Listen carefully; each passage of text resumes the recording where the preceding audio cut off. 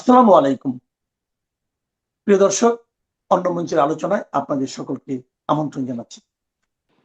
Doctor শান ইয়াত-সেন চীনের কিংবদন্তির নেতা, আধুনিক চীনের সেই প্রথম প্রেসিডেন্ট। তিনিও চলে যেতে পেরেছিলেন, ইংল্যান্ডে পালিয়ে যেতে পেরেছিলেন এবং সেখান থেকে তিনি সেই বিপ্লবের পরে এসে সে প্রথম সেই চীনের প্রেসিডেন্ট হয়েছিলেন, ডাক্তার শান ইয়াত-সেন। এখন শেখ হাসিনার জন্য কি পরিণতি অপেক্ষা করছে? তিনি কি শান ইয়াত-সেনের মতো ফিরে আসবেন,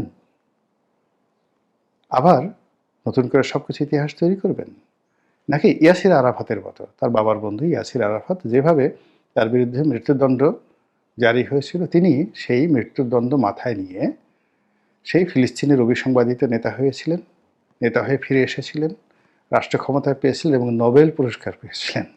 শেখ হাসিনা কি আরেকটা নোবেল পুরস্কার পাবেন? শেখ হাসিনা ফিরে আসবেন। যদি তিনি ফিরে না আসতেন তাহলে তিনি বাঁচতেন না। আল্লাহ যে তাকে বাঁচিয়ে রেখেছেন, নিঃসন্দেহে এর মধ্যে আল্লাহর একটা প্ল্যান আছে, গুড প্ল্যান আছে। আসসালামু আলাইকুম রহমতুল্লাহি ওবরকাতুহু।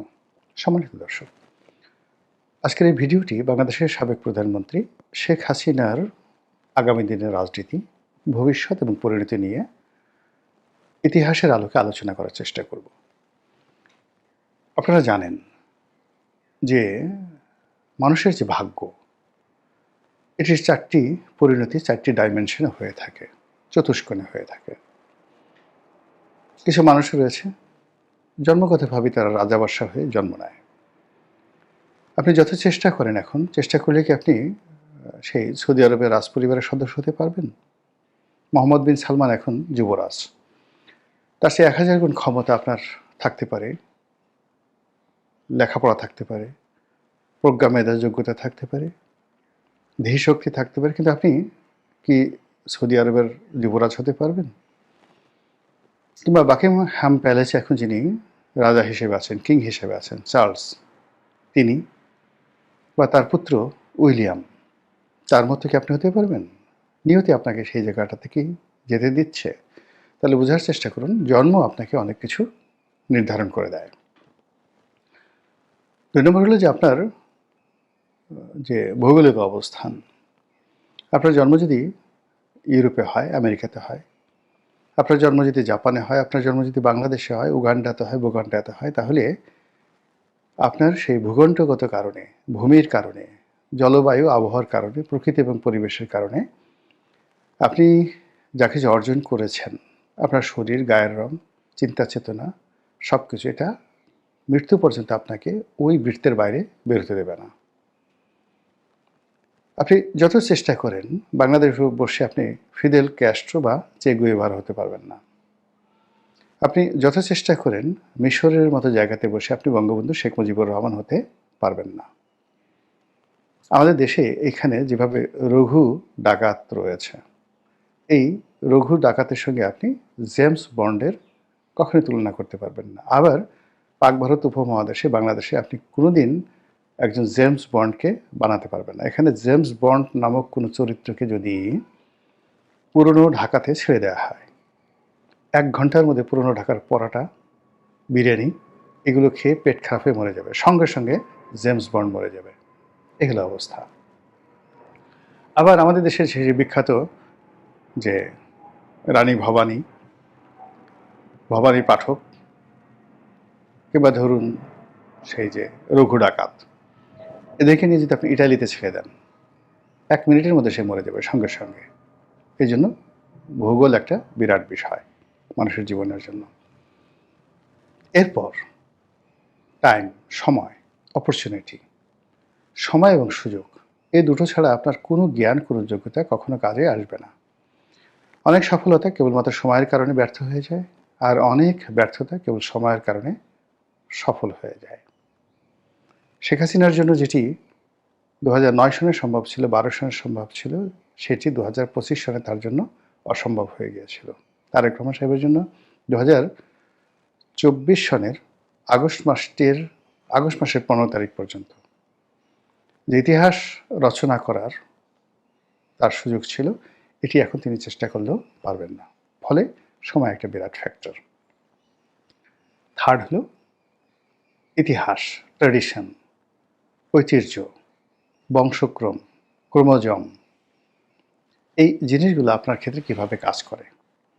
অর্থাৎ আপনি যে ভূখণ্ডে আছেন সেই ভূখণ্ডের অতীত ইতিহাস এবং আপনি যে কর্ম করছেন সেই কর্মে পৃথিবীর যে ইতিহাস, সেই ইতিহাসের ধারাবাহিকতা আপনার জন্য অনিবার্য হয়। আপনি এর বাইরে যেতে পারবেন না। বাংলাদেশে বঙ্গবন্ধুর যা অবস্থা হয়েছে, চিলির সালভেদর আলেনদের একই অবস্থা হয়েছে। বঙ্গবন্ধুর যে অবস্থা হয়েছে, মার্শাল টিটোর একই অবস্থা হয়েছে। এর বাইরে যেতে পারেনি। একটা সময় আছে, সেই সময়ের সাথে আপনাকে তাল মেলাতে হয়। তো সেই অর্থে শেখ হাসিনা এই মুহূর্তে কোন পর্যায়ের লোক? তার বন্ধুগুলো ধরেন, নরেন্দ্র মোদী, পুতিন, কাতারের এই যে বর্তমান আমির, সে আমিরের বাবা, বাদশাহ সালমানের যে এখন যে মোহাম্মদ বিন সালমান রয়েছেন, তার বাবা বাদশাহ সালমান, ডোনাল্ড ট্রাম্প, এই মানুষগুলোর কথা বললাম যাদের সঙ্গে তার ভালো সম্পর্ক রয়েছে। এর মধ্যে আরেকজন আছে, বর্তমান যিনি ভুটানের যিনি রাজা, তিনি সজীব ওয়াজিদ জয়ের খুব ঘনিষ্ঠ বন্ধু, ক্লাসমেট। আর তার বাবা শেখ হাসিনার ঘনিষ্ঠ বন্ধু, মানে সাবেক রাজা, ভুটানের সাবেক রাজা। এই যে লিগেসি, এই মানুষগুলোর তকদিরের সাথে, পরিণতির সাথে, যাকে বলা হয় তার লিগেসি এবং তার তকদির নির্ভর করছে। ২ নম্বরে যেটা আছে যে তিনি যে লিগেসি ধারণ করেন, বঙ্গবন্ধু, এটি তার প্রধান পুঁজি। তো বঙ্গবন্ধু লেভেলে তার বন্ধু কারা ছিলেন? Nelson Mandela. তার বন্ধু কারা ছিলেন? যুগোস্লাভিয়ার মার্শাল টিটো। তার বন্ধু কারা ছিলেন? আনোয়ার সাদাত, মিশরের president Anwar Sadat, Fidel Castro. তার বন্ধু ছিলেন ইয়াসির আরাফাত। অর্থাৎ আপনি সেই জোট নিরপেক্ষ আন্দোলনে 1973-তে যে বঙ্গবন্ধুর উপস্থিতি, সেই জায়গাতে যে পোর্ট্রেটগুলো আছে, ছবিগুলো আছে, এবং সেখানে তার সঙ্গে যার বন্ধুত্ব, সেই বন্ধুত্বের প্রেক্ষিতে যে একটা ইতিহাস রচনা হয়েছে, সেই ইতিহাসের ধারাবাহিকতায় ওই মানুষগুলোর যে পরবর্তী প্রজন্ম, নেক্সট জেনারেশন যারা রাজনীতিতে এসেছেন, তাদের যে পরিণতি হয়েছে, শেখ হাসিনারও ঠিক সেই পরিণতি হবে, এতে কোনো সন্দেহ নাই। এটাই হিস্ট্রি। ইতিহাস বলেন না যে ইতিহাস বারবার ঘুরে ফিরে একই ঘটনা ঘটে, হিস্ট্রি রিপিট ইটসেলফ, বারবার ফিরে আসে। তো শেখ হাসিনার জন্য ঠিক সেই ইতিহাস বা সেই পরিণতি অপেক্ষা করছে। এর বাইরে গ্রহ নক্ষত্র আছে, জ্যোতিষ্ক মণ্ডলী আছে, আর আপনি যদি সর্বশেষ ধর্মবিশ্বাসী হন, তাহলে মহান আল্লাহ রাব্বুল আলামিনের ডিজায়ার, এটা আপনাকে মানতে হবে। শেষটা দিয়ে শুরু করি, মহান আল্লাহর ডিজায়ার। আমরা দেশের জনগণ যেভাবে আশা করেছিলাম, আতঙ্ক অনুভব করেছিলাম, সেক্ষেত্রে শেখ হাসিনার মৃত্যু আমাদের দেশের বেশিরভাগ মানুষ কামনা করেছিল নির্মমভাবে, যে তিনি ধরা পড়বেন, গণপিটুনিতে মারা পড়বেন, এবং সেই ধরনের একটা পরিস্থিতি কিন্তু তৈরি হয়েছিল। এবং এটা ছিল 99.99%। জনগণ গণভবন আক্রমণ করবে এবং সেখানে শেখ হাসিনাকে ধরে, তার বোনকে সহ ধরে পাড়িয়ে মেরে ফেলবে। অনেক মানুষ মনে মনে আশা করতেন যে জয়, পুতুল, তারাও বাংলাদেশে যখন থাকে, অর্থাৎ কেউ যেন ৭৫-এর 15ই আগস্টে যারা উল্লসিত হয়েছেন, তাদের বক্তব্য হলো যে ওই সময়টিতে শেখ হাসিনা, শেখ রেহানার যে বেঁচে যাওয়াটা, এটা তাদের জন্য একটা অভিশাপ। কাজেই আগামী দিনে যদি এরকম কোনো সুযোগ আসে, তাহলে সেক্ষেত্রে শেখ পরিবারের একটা সিঙ্গেল শেখকে বাঁচিয়ে রাখা যাবে না। সেক্ষেত্রে শেখ সেলিম, শেখ হেলাল, অন্যান্য যে সকল শেখ রয়েছে, সবাইকে পাড়ায় মারতে হবে। এই ছিল মানে শেখ হাসিনা বিরোধী, আওয়ামী লীগ বিরোধী তাদের একটা জনরোষ। যদিও শেখ পরিবারের মধ্যে অনেক অভ্যন্তরীণ দ্বন্দ্ব সংঘাত কোন্দল রয়েছে, কিন্তু অবাক করার ব্যাপার হলো মিরাকেলি প্রায় সব শেখ নিরাপদ দেশ ছেড়ে পালিয়েছেন বা চলে গেছেন। তাদেরকে পাঠানো হয়েছে, কেউ নিজে চলে গেছেন, কেউ পরবর্তীতে চমৎকারভাবে পালাতে পেরেছেন। It's a miracle. অথচ এদেরকে যদি আগস্ট মাসের 2024 সালের 15 তারিখের মধ্যে পাওয়া যেত, জনরোষ এমন পর্যায়ে ছিল তারা কেউ বাঁচতে পারতেন না, তাদেরকে কে বাঁচালো? এরপর শেখ হাসিনা যেভাবে হেলিকপ্টার করে গেলেন, এটা আমার কাছে একটা অলৌকিক বিষয় মনে হয়। এটা খুব সাধারণ বিষয় নয়। তার হেলিকপ্টার ধ্বংস হয়ে যেতে পারত, হেলিকপ্টারের পাখা ভেঙে পড়তে পারত, বা তিনি যখন উড়াল দিবেন, হেলিকপ্টার উঠবেন, তখন গণভবনের গেট ভেঙে গেছে। পুরো জিনিসটিকে যারা ম্যাটিকুলাস বলার চেষ্টা করছেন, এটা যদি ম্যাটিকুলাস ডিজাইনের মতো হতো তাহলে শেখ হাসিনা সপরিবারে ধরা পড়ার কথা, কিন্তু তিনি সেই ধরাটা পড়েননি। এমনকি তার যারা লোকজন, যেমন সালমান এফ রহমান বা আনিসুল হক, তাদেরকে ধরিয়ে দেওয়া হয়েছে, তাদেরকে নিরাপদ আশ্রয় নিয়ে যাওয়া হয়েছে। পরবর্তীতে তাদেরকে ধরিয়ে সরকারের জিম্মায়, রাষ্ট্রের জিম্মায় পাঠানো হয়েছে, এখন বিচার চলছে। কিন্তু জনগণ যদি তাদেরকে 15 আগস্ট পেত, বিশ্বাস করেন তাদেরকে মানে টুকরো টুকরো করে ফেলা হতো, রক্ত থেকে মাংস আলাদা করে ফেলা হতো, হাড্ডি গুড্ডি সব এলোমেলো করে দেওয়া হতো, এতটা জনরোষ ছিল। কিন্তু কেন সেটা হলো না? নিঃসন্দেহের মধ্যে কোনো ইঙ্গিত রয়েছে, এবং সেই ইঙ্গিত নিয়েই মূলত এখন আওয়ামী লীগের যারা লোকজন, তারা অলৌকিকতে বিশ্বাস করছে যে শেখ হাসিনা ফিরে আসবেন। যদি তিনি ফিরে না আসতেন তাহলে তিনি বাঁচতেন না। আল্লাহ যে তাকে বাঁচিয়ে রেখেছেন, নিঃসন্দেহে এর মধ্যে আল্লাহর একটা প্ল্যান আছে, গুড প্ল্যান আছে। এই আশায় তারা প্রতিদিন সীমান্তে তাকিয়ে থাকেন, প্রতিদিন নরেন্দ্র মোদীর দিকে তাকিয়ে থাকেন, দিল্লির দিকে তাকিয়ে থাকেন, আর পত্রপত্রিকায় দেখেন। এবং আমরা যারা কন্টেন্ট তৈরি করি, আমাদের কথাবার্তা শোনার মধ্যে তারা খুঁজে বের করার চেষ্টা করেন যে শেখ হাসিনার আসার কোনো সুসংবাদ আছে কিনা। তো এই কাজগুলো শুধু আওয়ামী লীগের লোকজন করছে তা নয়, আওয়ামী লীগের যারা বিরোধী পক্ষ, তারাও কিন্তু এই শেখ হাসিনার আগমন, তার তিরোধান, তার ফিরে আসা, এগুলো নিয়ে ভীষণ রকম চিন্তায় আছে। বিবিসি থেকে শুরু করে অন্যান্য যে সকল আন্তর্জাতিক গণমাধ্যম, তারা মানে শেখ হাসিনাকে মাইনাস করছে না কেউ, বরং অনেকে প্রমোট করছে। বিশেষ করে BBC world, BBC India, BBC Bangla, তারা প্রতিদিনই একটা না একটা কন্টেন্ট তৈরি করছেন, যেটা প্রকারান্তে আওয়ামী লীগকে পুনর্বাসিত করছে, শেখ হাসিনার ইমেজ বৃদ্ধি করছে, এবং একটা পজিটিভ ধারণা শেখ হাসিনা সম্পর্কে তৈরি করছে। এবং আজকের এই ভিডিওটি যে আমি করছি, এটাও বিবিসির একটা রিপোর্ট দ্বারা আমি অনুপ্রাণিত হই। এখন বিবিসি যে রিপোর্টটি করেছে, সেই রিপোর্ট অনুযায়ী শেখ হাসিনার পরিণতি কী হবে, সেই পরিণতিতে যে কোনো লোকই বুঝতে পারবে যে শেখ হাসিনা ফিরে আসবেন, এই কথাই বিবিসি বোঝানোর চেষ্টা করেছে।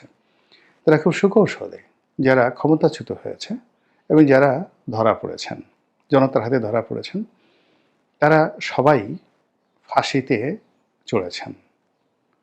এটা তারা সুন্দর করে বুঝিয়ে দিয়েছেন। সেক্ষেত্রে দ্বিতীয় বিশ্বযুদ্ধের শেষ পর্যায়ে যেভাবে সৈনিকদের হাতে ফ্যাসিবাদের জনক বেনিতো মুসোলিনি ধরা পড়লেন, যেভাবে নিকোলাই চাউশেস্কু এবং তার স্ত্রী এলেনা ধরা পড়লেন সেনাবাহিনীর হাতে, তিনিও কিন্তু এভাবে হেলিকপ্টারে করে উড়ে যাচ্ছিলেন। কিন্তু সেই হেলিকপ্টার আবার নামিয়ে ফেলা হয়েছিল মাঝপথে, উড়তে পারেনি, সেনাবাহিনী বিদ্রোহ করেছিল। তো এখন বাংলাদেশের যে